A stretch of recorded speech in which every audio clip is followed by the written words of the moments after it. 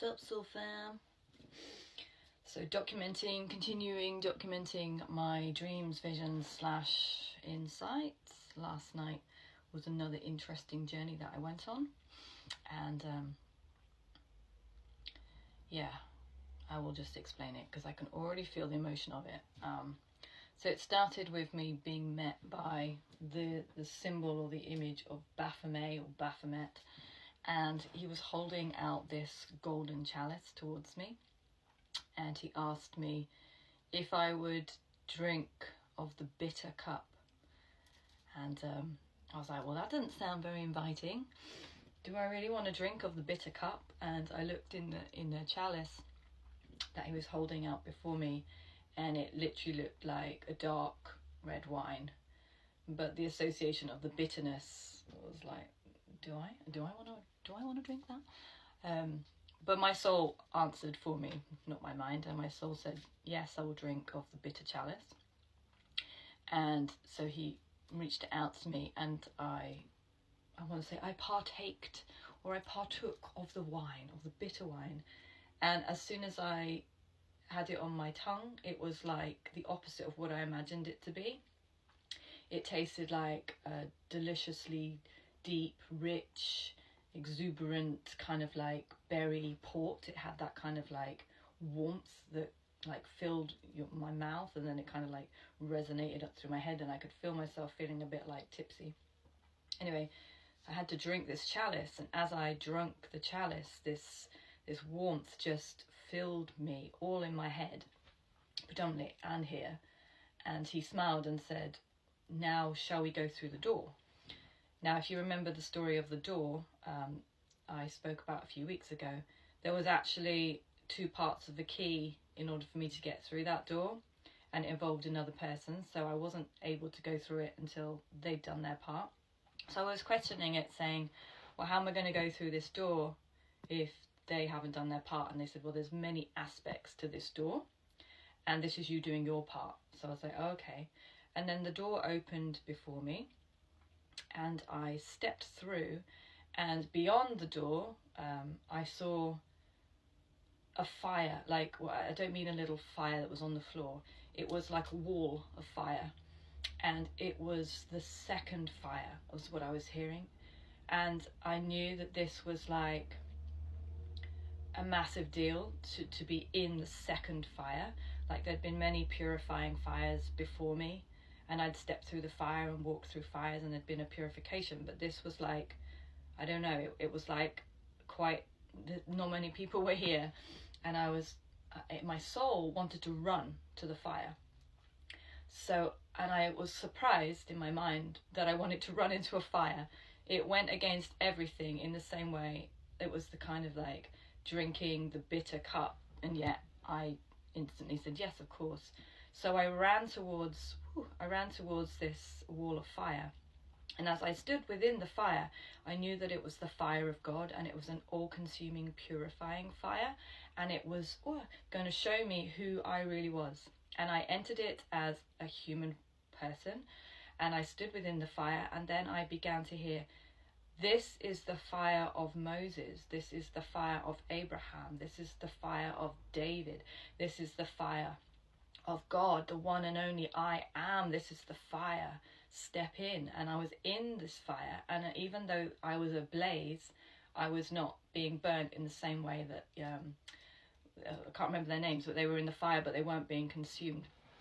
And I was standing there hearing this all-consuming, booming voice saying, I am going to show you who you really are in this fire, and everything that is like preventing me, it felt like dust had to burn off, like just debris. It wasn't like a deep penetration. It was like there was still some debris or some dust that needed to burn off in order for me to understand something.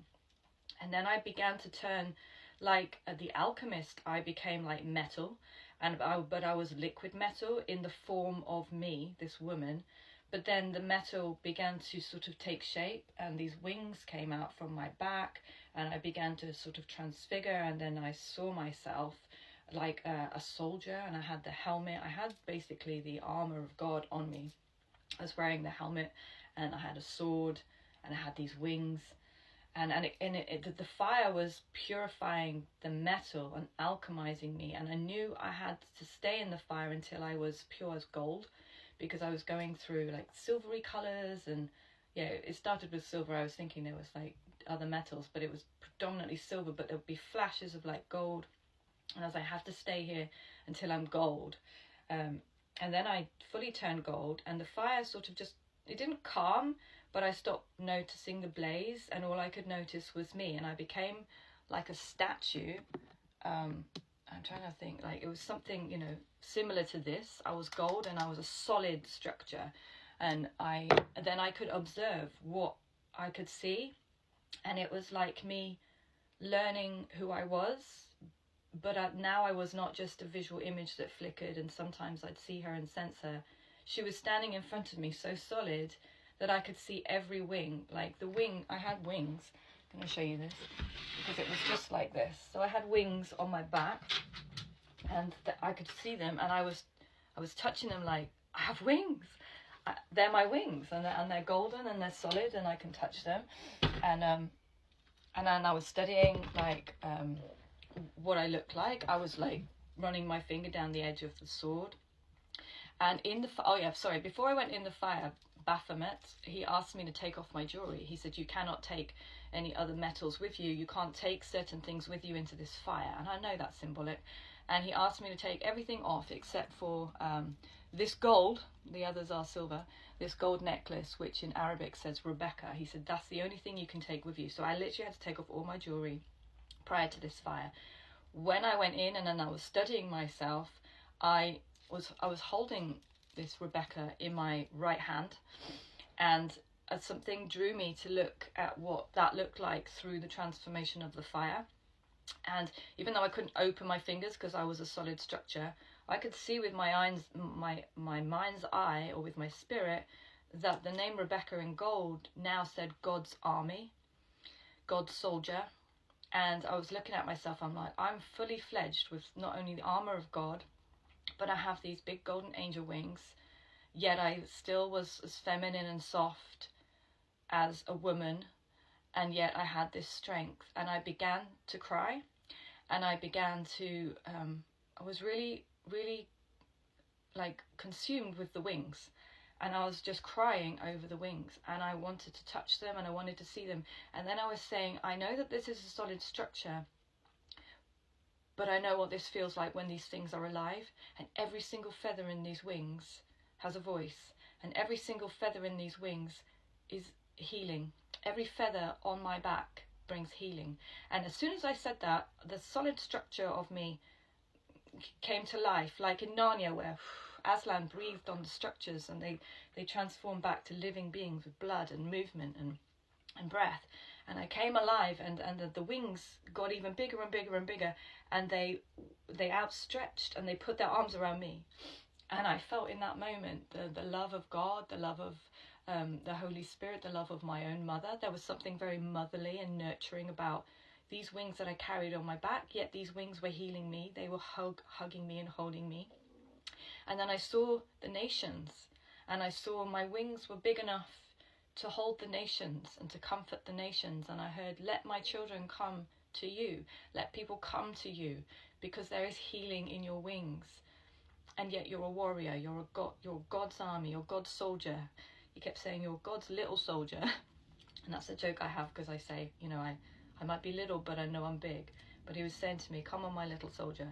As soon as I saw this, there was a lot of emotion in this. I was with Jesus again, and I was back where Baphomet had met me, looking outward toward the fire. And I saw a stage and these curtains.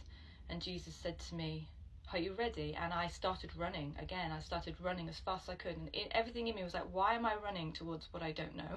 Why am I no longer scared of this? And he was laughing, and he was saying, oh, my child, how far we've come that I used to have to drag you to places for you to understand who you are. And now you're like a little child that trusts me so much. He said, quick, hop on my back.